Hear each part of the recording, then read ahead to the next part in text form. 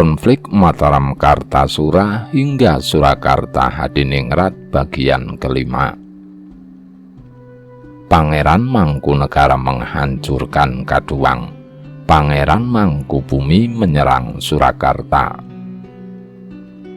Cukup cerita tentang bala tentara yang sedang bergerak, ganti cerita yang sedang berbaris di Gebang.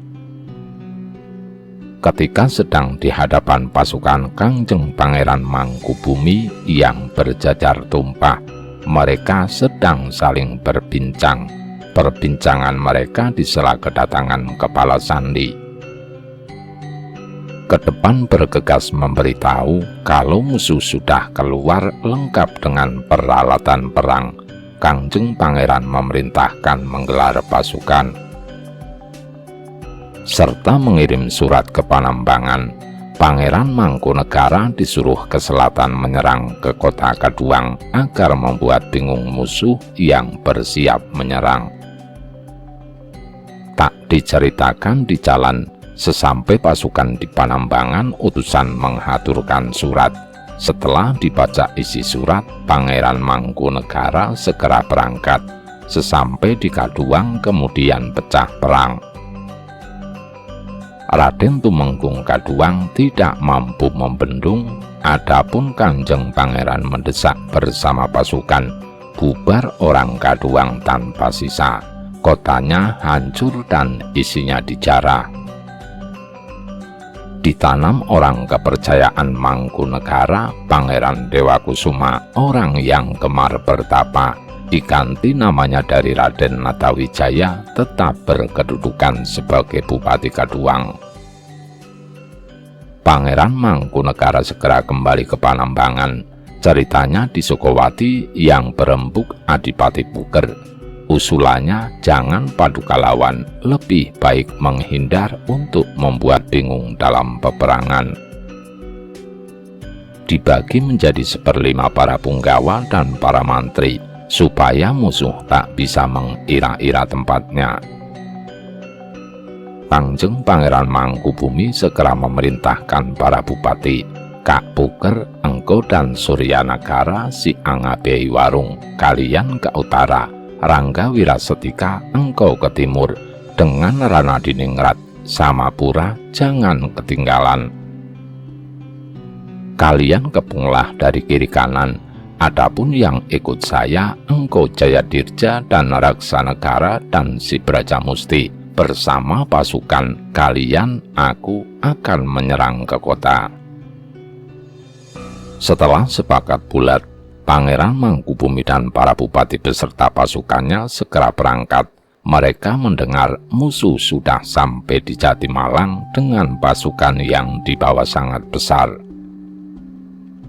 Pasukan dari Gebang sudah berpencar dengan strategi masing-masing. Sudah 7 hari Pangeran Mangkubumi berangkat, tepat pada 29 Ruah sudah mendekati kota raja. Hanya membawa 4 punggawa disertai 400 kuda. Pasukan sudah menyeberang Pengawan, berhenti di hutan Rendeng 2 malam, tepat tanggal 1 bulan puasa. Pasukan menyerang kota raja. Waktu jam 11 malam datangnya. Kemudian mereka membakar sebelah barat kediaman Pringgalaya, terus menyisir ke selatan. Gemuruh suara api bercampur sorak-sore, terang benderang di tengah kota. Bingung semua orang Surakarta, besar kecil saling menjerit, tidak karuan polahnya, akan keluar rumah ditombak, di dalam tertimpa api.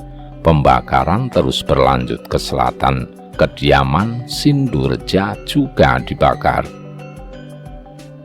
Tampaknya kedua patih menjadi sasaran tembak awal, terbukti rumah keduanya yang dibakar duluan.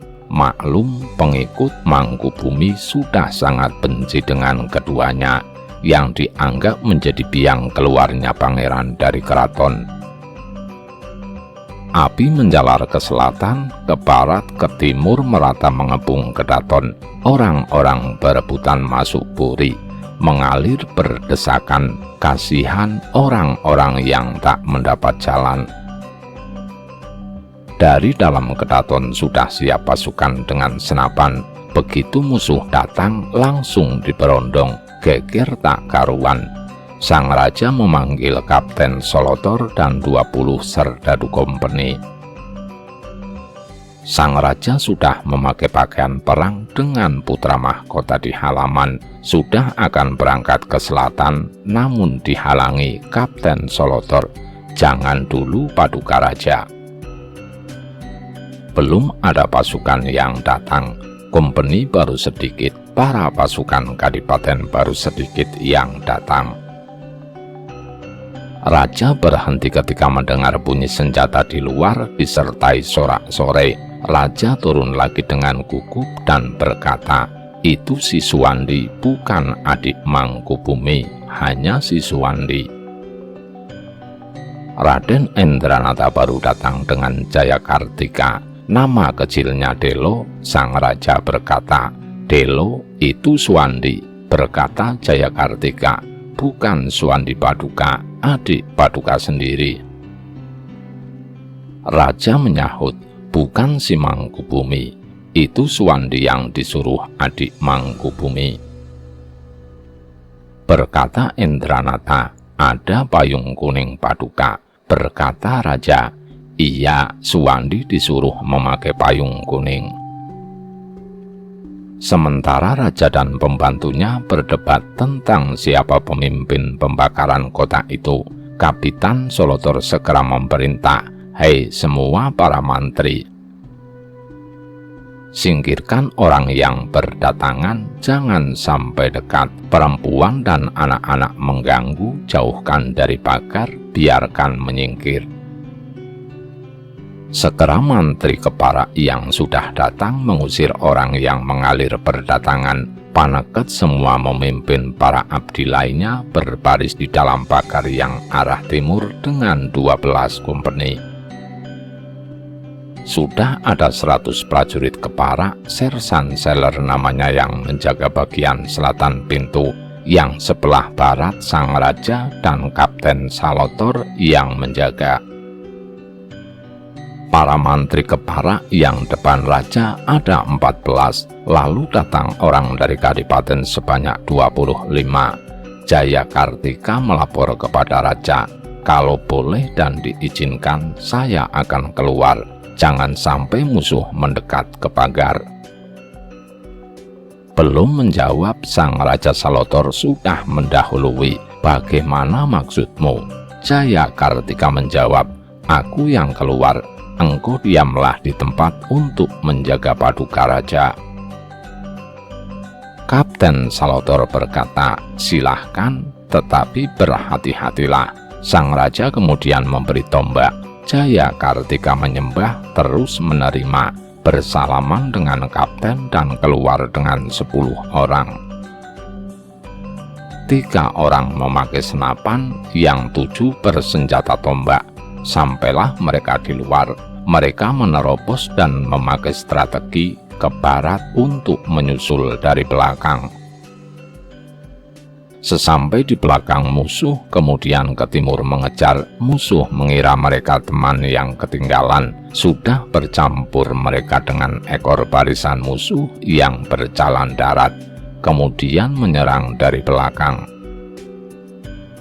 Ditombak dari belakang, kena 4 orang. Yang mati langsung dipancung, yang banyak berteriak kaget menghindar ke utara berkumpul.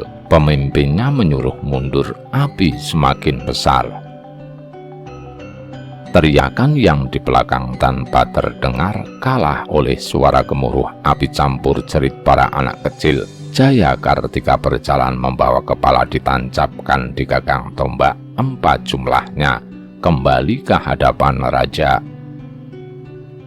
Sangat senang sang raja dan kapten. Lalu datang dari utara Pangeran Pakuningrat dan temannya Raden Tirtawijaya namanya, pangkat Kaliwon, memberitahu bahwa musuh yang di utara sudah mundur semua. Menyeberang sungai Pepe, lalu tampak menunggu temannya. Tak lama kemudian bubar berlarian. Semua ke utara, tak ada yang ketinggalan. Segera masuk ke keraton sang raja, Jayakartika di depan sebagai pembatas penjagaan. Sangat suka sang raja sehingga duduk di kursi pelataran. Waktu sudah menunjukkan jam 2:30. Datangnya musuh 10:30, mundur 2:30. Paginya sang raja pukul 6:30 turun hendak melihat rumah-rumah yang kelihatan masih terbakar. Sesampai sang raja di Kadipala, berhenti melihat dengan terkejut. Kremet ke arah timur, Kabangan ke arah timur, Pinggalayan dan Sraten di sebelah selatan sudah hangus oleh api. Yang tidak terbakar sebelah utara Serengan, Kamlayan juga masih. Hanya dalam 3,5 jam Surakarta ludes dilalap api.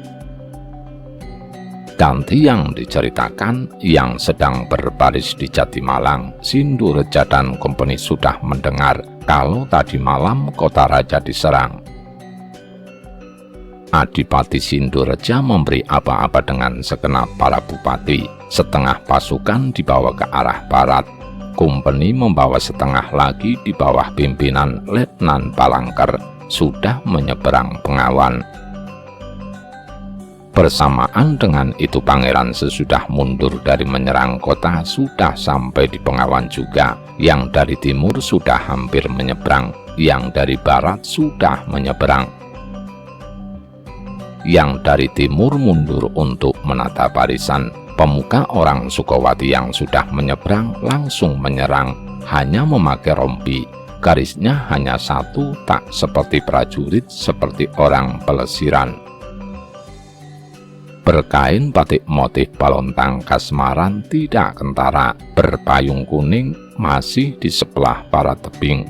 Ditembaki tetap bergeming. Orang Surakarta semua panas hati melihat orang pakai rompi itu. Ada salah seorang mantri namanya Tandawijaya, andalan dari Kasindurejan, dengan beberapa orang mendekatinya. Ketika dekat, Tandawijaya menembak. Ketika akan ditombak oleh Tandawijaya dan diperhatikan, tak ragu lagi, ternyata pangeran menyamar bersama prajurit kecil. Ngabei Tandawijaya dan pasukannya lari kencang, takut melawan orang berompi itu. Pasukan Surakarta di belakang dan pasukan Company kaget melihat Tandawijaya. Mereka ikutan lari, bubar barisannya karena salah paham, dikira dikepung pasukan pangeran. Company menembak 2 kali, tetapi pasukan pangeran sudah pergi. Larinya ke arah timur tak dapat terkejar.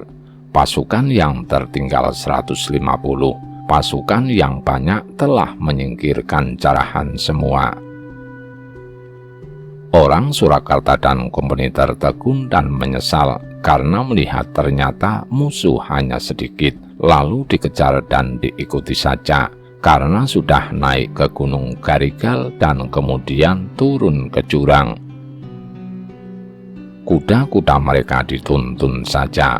Company dan pasukan Jawa akhirnya dapat mengejar. Pangeran belum naik ke gunung. Seorang prajurit perawat kuda, Wanakarti, melihat tuannya belum naik gunung. Si Wanakarti ini tangannya cacat melintir, kedua-duanya juga kakinya cacat. Menahan musuh dengan mengamuk, tak berhenti oleh tembakan. Menerjang Company dengan tombak dan berhasil menewaskan 5 prajurit Belanda. Ketika melihat sang tuan sudah naik, kemudian lari, jatuh bangun menyusul naik ke gunung.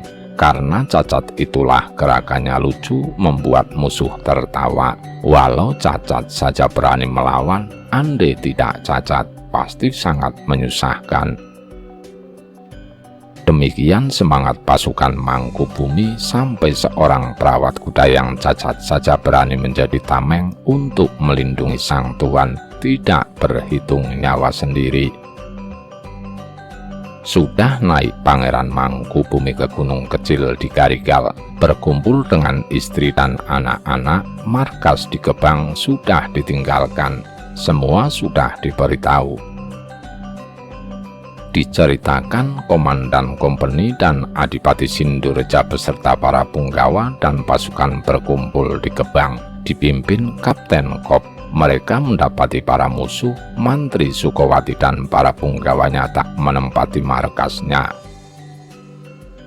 Mereka menyebar ke utara, timur, barat, tak dapat diperkirakan, tak mendapat taklukan Adipati Sindureja. Musuh tak dapat diperkirakan, selalu siang dan malam datang secara sporadis. Ketika dikejar lari, tapi begitu ditinggal mengikuti lagi. Perilakunya merepotkan. Pasukan Surakarta sepakat untuk mengepung Gunung Garigal, tempat Pangeran Mangkubumi berada. Sementara itu, Pangeran Mangkubumi mengangkat perawat kuda yang mengamuk ketika terpojok Wanakarti, yang banyak dibicarakan orang, sebagai Demang dengan tanah 50 cacah bernama Ki Demang Larasidua. Sampai di sini cerita tentang Sukowati yang pasukannya masih berhadapan-hadapan dengan musuh. Ganti cerita tentang pasukan yang menyerang ke selatan, Adipati Pringgalaya dan Tenangkus sebagai senopati perangnya.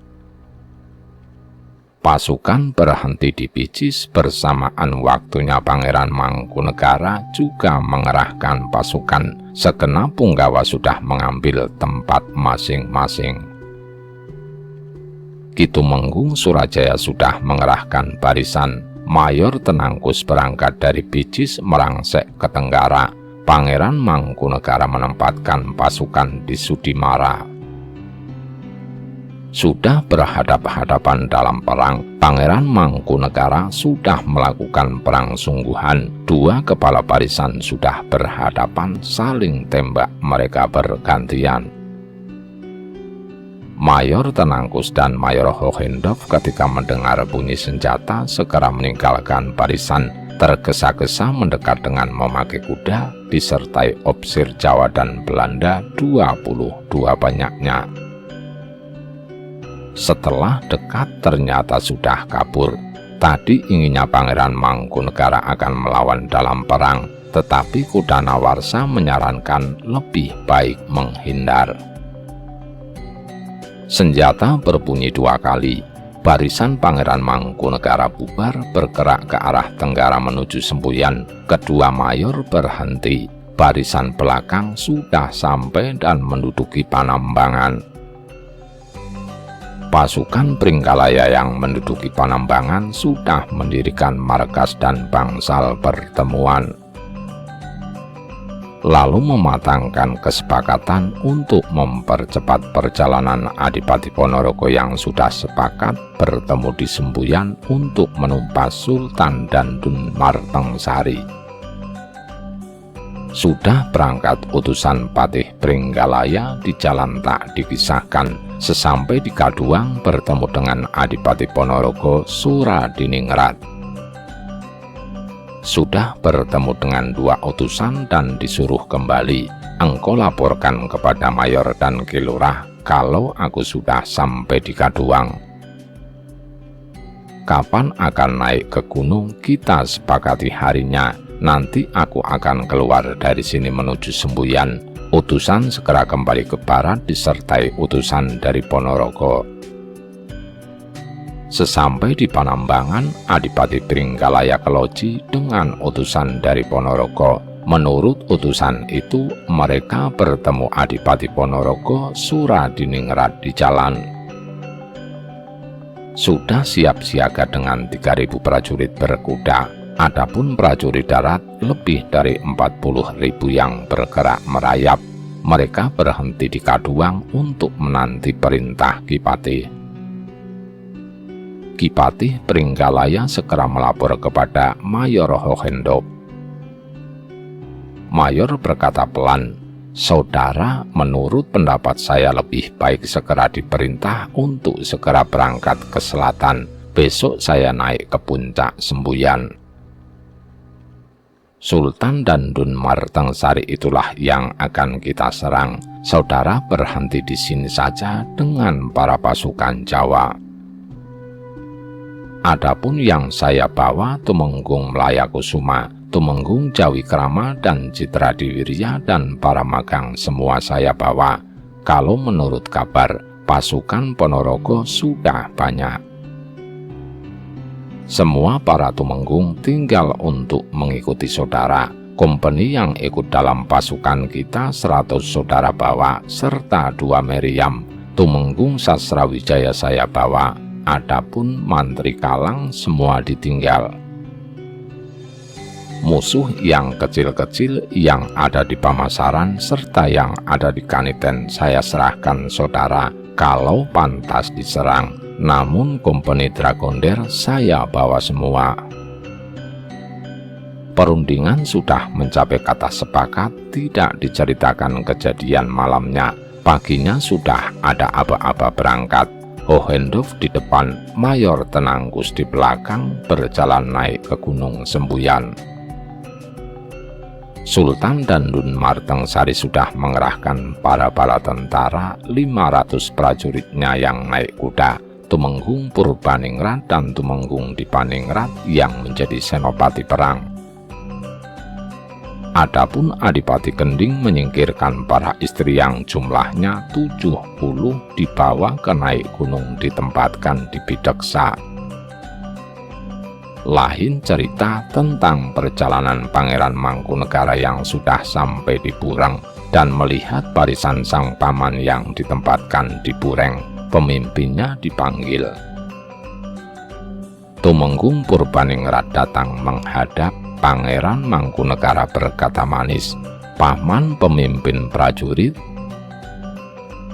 Yang ditanya berkata, "Iya Tuan, atas perintah Ayah Paduka. Saya disuruh membantu Paduka kalau Paduka sudah sampai." Pangeran berkata lagi, "Iya bagus, di sini saja tempatnya, Bureng baik tempatnya. Engkau Purbaningrat menjadi pendamping kanan dan pendamping kiri si Tumenggung Dipaningrat." Kompeni yang mengejar kuku pergerakan segera sampai. Belum berhenti bicara pangeran, bala tentara kompeni sudah datang. Waktu menjelang musuh kelihatan dengan pasukan besar aba-aba. Tambur ditabuh memberi aba-aba untuk maju ke medan perang. Setengah Dragondernya dibawa Mayor ke depan. Kompeni memberondong senapan sekali pasukan Sultan Dandun langsung bubar. Para prajurit pendamping pasukan Sultan Dandun Martengsari berlarian sudah. Sultan Dandun ketika melihat pasukannya bubar tercerai-berai langsung memacu kuda menunjang-nunjang menyusul pasukannya ke hutan. Sangat kencang terbirit-birit larinya pasukan Sultan Dandun. Pangeran Mangkunegara di dada bersama pasukannya terpojok tak bisa menghindar, menjadi perang rame saling tembak dengan musuh. Saling desak bergantian. Mayor Tenangkus membantu dengan tembakan tak putus berkali-kali. Bingung pasukan Mangkunegara karena hujan peluru. 3 mantri terluka lalu mundur perlahan-lahan. Matahari sudah di balik gunung. Kompeni menghentikan tembakan. Karena sudah malam, kompeni berkemah di Bureng. Pangeran Mangkunegara menyingkir. Malam-malam mereka berjalan ke barat menyusuri gunung. Tak bisa makan dan tidur. Bureng sudah dikuasai kompeni. Mereka bermalam di sana. Pasukan Mangkunegara yang terdesak mencoba menyelamatkan diri dengan terus berjalan menyusur gunung. Tidak makan dan tidur agar tidak kehilangan waktu dan terkejar musuh. Baru di tengah malam mereka beristirahat. Paginya langsung meneruskan perjalanan terus ke barat, lalu berbelok ke utara. Berhenti di desa Samelaran menata pemondokan. Ganti yang diceritakan, yang sedang berbaris di Panambangan, sang Pamuka Mantri berunding dengan para bupati hendak menyerang barisan Pangeran Pamut yang berada di desa Gubuk Angin. 2 tumenggung ditinggal untuk berjaga di Panambangan. Serdadu darat company ditinggal semua beserta 2 meriam, hanya 4 tumenggung yang dibawa menyerang. Alpereswati yang ikut orang Belanda hanya 3 orang. Ada 1000 jumlah prajurit berangkat dari Panambangan yang menjadi senopati Raden Adipati Pringgalaya. Ganti yang diceritakan, Kapten Kop menyusul ke selatan meninggalkan Sukowati. Tuan Hohendok menemuinya. Tak lama kemudian datanglah barisan dari Ponorogo. Heboh orang-orang di pasukan, terdengar gemuruh suara pasukan dengan bersenjata yang amat banyak. Jumlah kudanya tak terhitung. Seseorang melapor kalau yang datang Adipati Ponorogo dan bala tentaranya. Tuan Hohendok menyambut di salah satu pondok. Kapten Kop ikut serta melihat kedatangan pasukan Ponorogo. Beberapa petak tanah lapang penuh oleh kuda.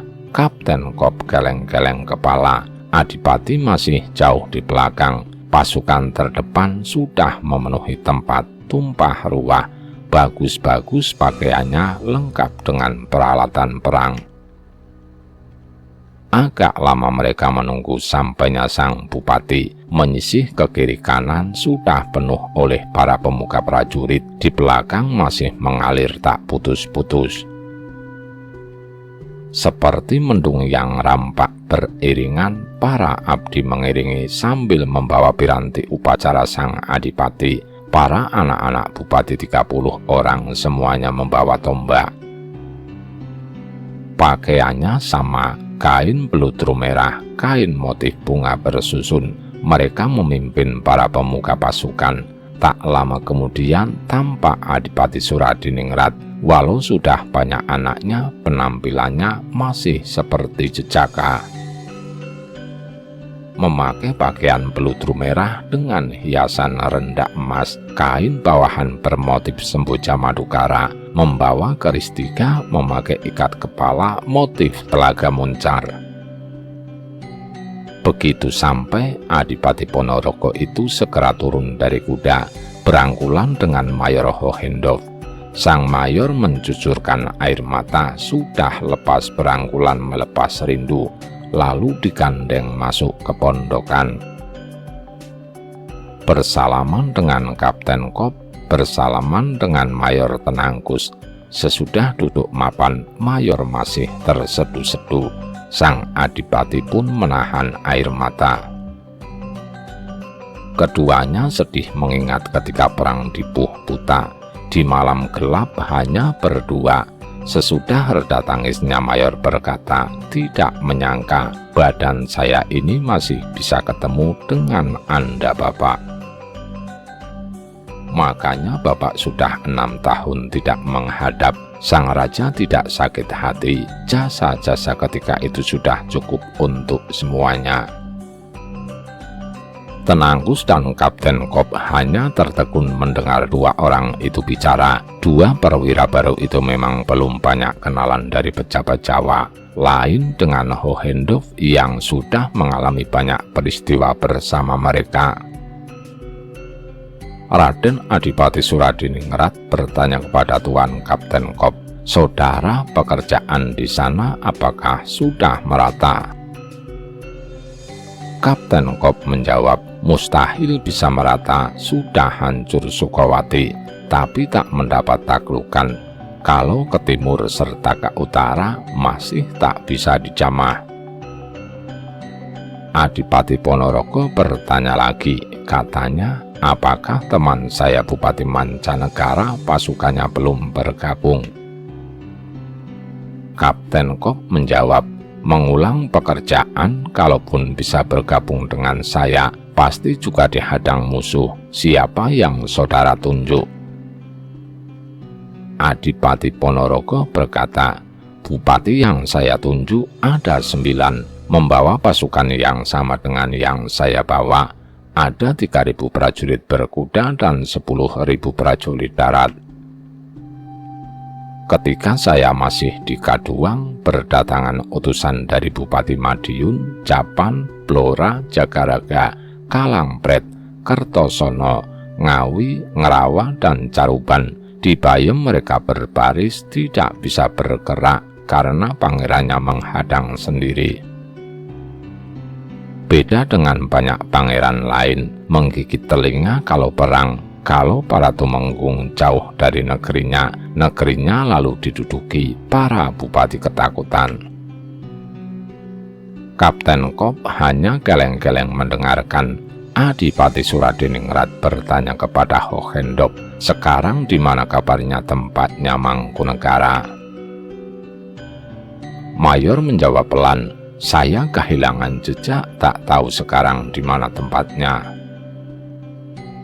Kalau jelas saya serang, adapun dengan musuh yang ini atau Sultan Dandun, Bapak sudah tahu, karena sama-sama mudanya dengan orang sembuyan. Bersambung.